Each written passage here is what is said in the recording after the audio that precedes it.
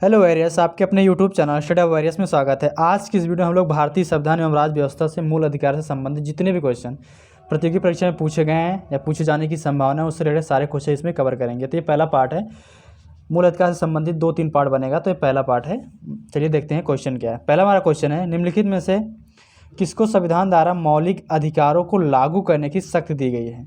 Option A Bharat के सभी न्यायालय को, ऑप्शन बी संसद को, या ऑप्शन सी राष्ट्रपति को, या ऑप्शन डी सर्वोच्च न्यायालय एवं उच्च न्यायालय को। तो इसका आंसर चला जाएगा ऑप्शन डी के साथ, सर्वोच्च न्यायालय एवं उच्च न्यायालय को। सर्वोच्च न्यायालय आर्टिकल 32 के तहत यानी अनुच्छेद 32 के तहत, और उच्च न्यायालय आर्टिकल अनुच्छेद 226 के तहत जो है लागू करता है। ठीक है, चलिए नेक्स्ट क्वेश्चन देखते हैं। अगला क्वेश्चन है,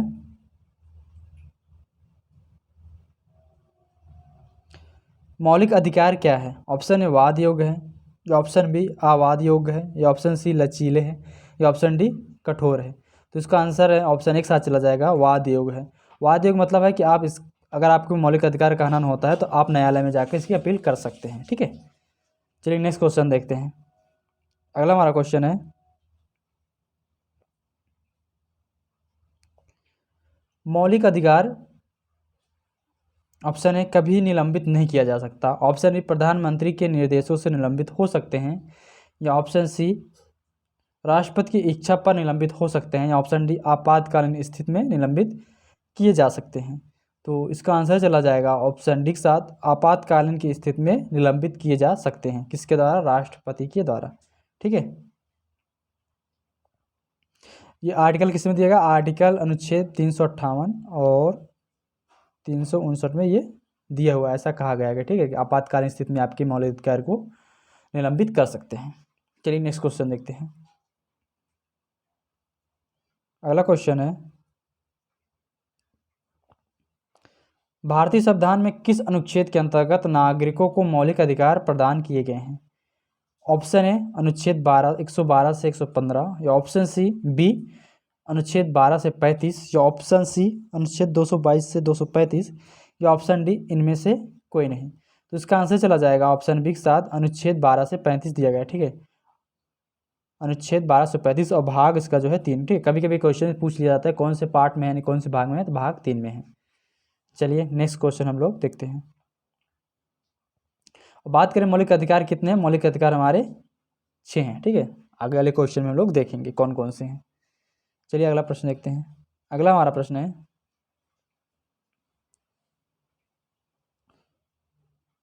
भारतीय संविधान के निम्नलिखित अनुच्छेदों में से कौन सा विधायन सत्ता पर पूर्ण नियंत्रण लगाता है?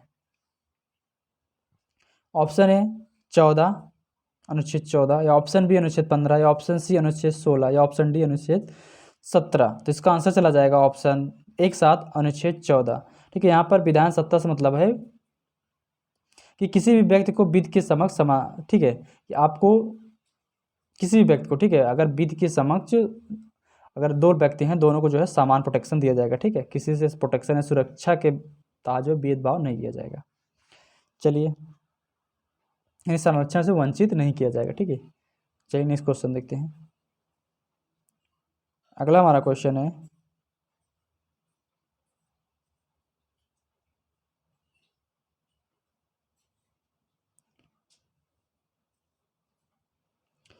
अगला प्रश्न है, संविधान के किस अनुच्छेद के अंतर्गत शिक्षण संस्थानों, ठीक है, जिसमें गैर सरकारी व गैर अनुदान प्राप्त भी सम्मिलित हैं, यानी अनपिछड़ी अनुसूचित जाति व अनुसूचित जनजाति हेतु आरक्षण की सुविधा प्रदान की गई है?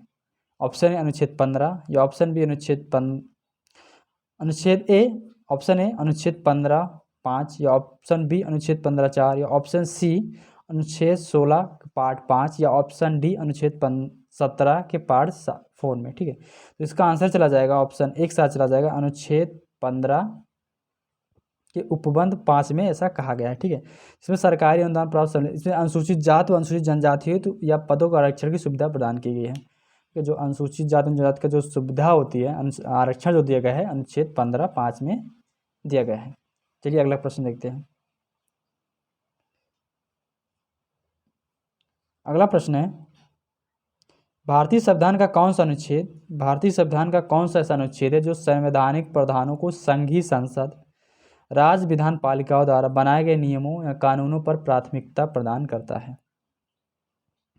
ऑप्शन ए अनुच्छेद 13, ऑप्शन बी अनुच्छेद 32, या ऑप्शन सी अनुच्छेद 243, या ऑप्शन डी अनुच्छेद 326। तो इसका आंसर चला जाएगा ऑप्शन ए के साथ अनुच्छेद 13।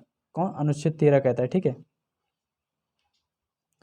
अनुच्छेद 13 यह कहता है कि केंद्र हो या राज्य हो या केंद्र शासित प्रदेश हो, ठीक है, कि कोई ऐसा कानून नहीं बनाएगा जो भाग 3 में दिया गया हमारा मौलिक अधिकार का हनन हो, ठीक है, या हमारा मौलिक अधिकार को छीनता हो। चलिए नेक्स्ट क्वेश्चन देखते हैं। अगला क्वेश्चन क्या है? अगला क्वेश्चन है, धर्म आदि के आधार पर विभेद का जो प्रतिषेध यानी भारत के संविधान का अनुच्छेद 15 जो है एक मूल अधिकार है जिसे इसके अधीन वर्गीकृत किया जाएगा। ऑप्शन ए धर्म की स्वतंत्रता के आधार पर, या ऑप्शन बी शोषण के विरुद्ध अधिकार पर, या ऑप्शन सी सांस्कृतिक और शैक्षिक अधिकार पर, या ऑप्शन डी समता के अधिकार पर। तो इसका आंसर चला जाएगा ऑप्शन डी के साथ समता के अधिकार पर। ठीक है, ये IAS 1995 में क्वेश्चन पूछा गया। ठीक है, UPSC ने 1995 में क्वेश्चन पूछा था।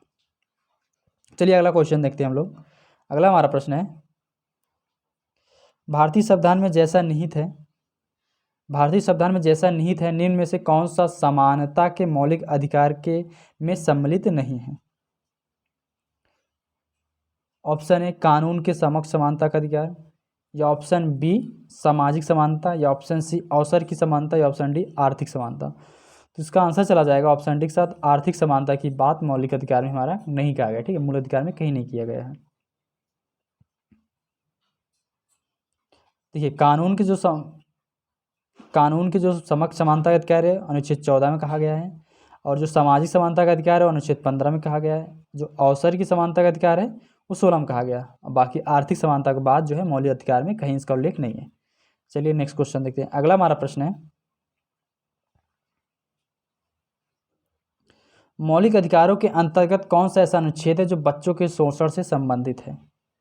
ऑप्शन ए अनुच्छेद 17, ऑप्शन बी अनुच्छेद 18, या ऑप्शन सी अनुच्छेद 23, या ऑप्शन डी अनुच्छेद 24। तो इसका आंसर चला जाएगा ऑप्शन डी के साथ अनुच्छेद 24। ठीक है, अनुच्छेद 24 में यह कहा गया है कि 14 वर्ष से कम, ठीक है, ये भी पूछता है कितने वर्ष से, 14 वर्ष से कम आयु के बच्चे को किसी भी कारखाने, ठीक है, कहीं भी जोखिम भरा कार्य करने के लिए अलाउ नहीं करता है। ठीक है, उसके तहत अनुच्छेद 24 के तहत अपराध होगा। अगर 14 वर्ष से बच्चों को कहीं कारखाने कहीं भी लेबर मजदूरी करवाते हैं तो अपराध है। ठीक है, चलिए अगला क्वेश्चन देखते हैं।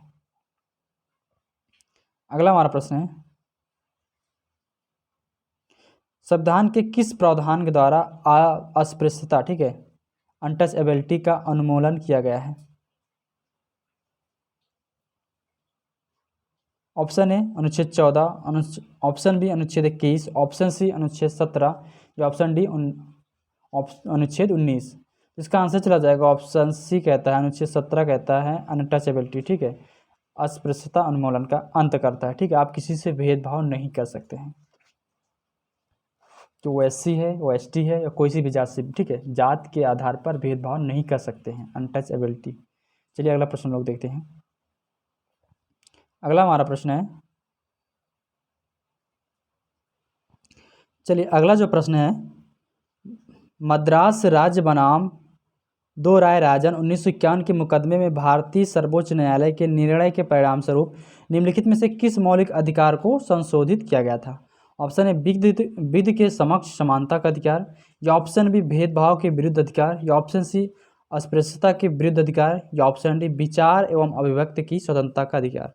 इसका आंसर चला जाएगा ऑप्शन बी के साथ भेदभाव के विरुद्ध अधिकार। ठीक है, इसमें संशोधित करके अनुच्छेद 15(4), ठीक है, अनुच्छेद 15(4) में जोड़ा गया। ठीक है, अनुच्छेद 15 को 15(4) जोड़ा गया, और इसमें कहा गया कि सामाजिक और शैक्षिक दृष्टि से पिछड़े वर्ग को लिए विशिष्ट उपबंध। ठीक है, सामाजिक एवं शैक्षिक दृष्टि से पिछड़े वर्ग जो हैं उनके लिए एक विशेष उपबंध किया गया। चलिए अगला क्वेश्चन देखते हैं। अगला प्रश्न है हमारा,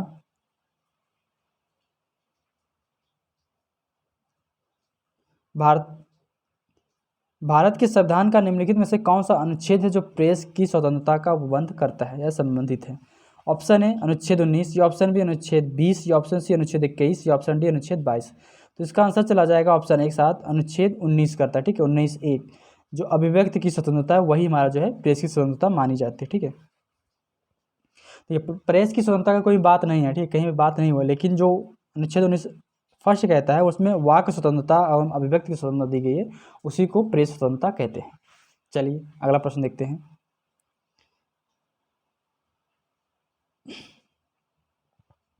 अगला हमारा प्रश्न है,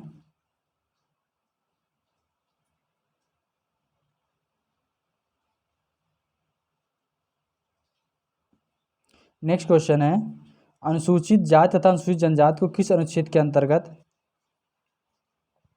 अनुसूचित जाति तथा अनुसूचित जनजाति को किस अनुच्छेद के अंतर्गत मौलिक सामाजिक, आर्थिक एवं राजनीतिक तथा सांस्कृतिक अधिकार दिया गया है? ऑप्शन ए अनुच्छेद 20, ऑप्शन बी अनुच्छेद 19, ऑप्शन सी अनुच्छेद 18, ऑप्शन डी अनुच्छेद 17। तो इसका आंसर चला जाएगा ऑप्शन डी के साथ, अनुच्छेद 17 के, ठीक है, तहत ऐसा दिया गया है। चलिए नेक्स्ट क्वेश्चन देखते हैं। आप लोग से एक हम्बल रिक्वेस्ट है, अभी तक वीडियो को लाइक नहीं किया तो लाइक कर लीजिएगा और चैनल को साथ में सब्सक्राइब कर लीजिएगा, जिससे स्टडी वॉरियर पर आने वाले जितनी भी कॉम्पिटिटिव एग्जाम से रिलेटेड वीडियो है उसका नोटिफिकेशन आपको मिले और आप उसका लाभ उठा सकें। अगला हमारा प्रश्न, निम्नलिखित में से किस आधार के कारण नागरिक के विचार अभिव्यक्ति की स्वतंत्रता पर प्रतिबंध नहीं लगाया जा सकता? ऑप्शन ए भारत की संप्रभुता के आधार पर, ऑप्शन बी लोक व्यवस्था के आधार पर, या ऑप्शन सी न्यायिक, ठीक है, न्यायपालिका का अपमान करने पर, या ऑप्शन डी अवांछनीय आलोचना करने पर। इसका आंसर चला जाएगा ऑप्शन डी के साथ, अवांछनीय आलोचना करके जो है नागरिक के विचार यानी अभिव्यक्ति की स्वतंत्रता को आप प्रतिबंध नहीं कर सकते हैं। ठीक है, तो आज की वीडियो में बस इतना ही। आप लोग को दोबारा बता देते हैं कि ये पहला पार्ट था, 2 से 3 पार्ट में बनेगा। आप लोग से एक हम्बल रिक्वेस्ट है, आप लोग अभी तक वीडियो को लाइक नहीं किए तो लाइक कर दीजिएगा और अपने दोस्तों के पास ज़्यादा से ज़्यादा शेयर करिएगा। ठीक है, आपके लाइक और आपके शेयर सब्सक्राइब से मोटिवेट होते हैं और जिससे आपको अच्छे से अच्छे कंटेंट प्रोवाइड कराने की कोशिश करते हैं। ठीक है, तो आपकी एक लाइक और शेयर से आपको कुछ नहीं जाएगा, लेकिन हम जितना मेहनत करते हैं उसका कहीं ना कहीं मुझे फल मिल जाएगा। चलिए मिलते हैं नेक्स्ट वीडियो में, तब तक के लिए बाय, टेक केयर। पढ़ते रहिए, अपने आसपास साफ सफाई रखिए और अपने मंजिल को रखिए। ठीक है, अपने सपने को अगर देखे हो सब पूरा करने के लिए जुनून भी रखिए। Bye, take care.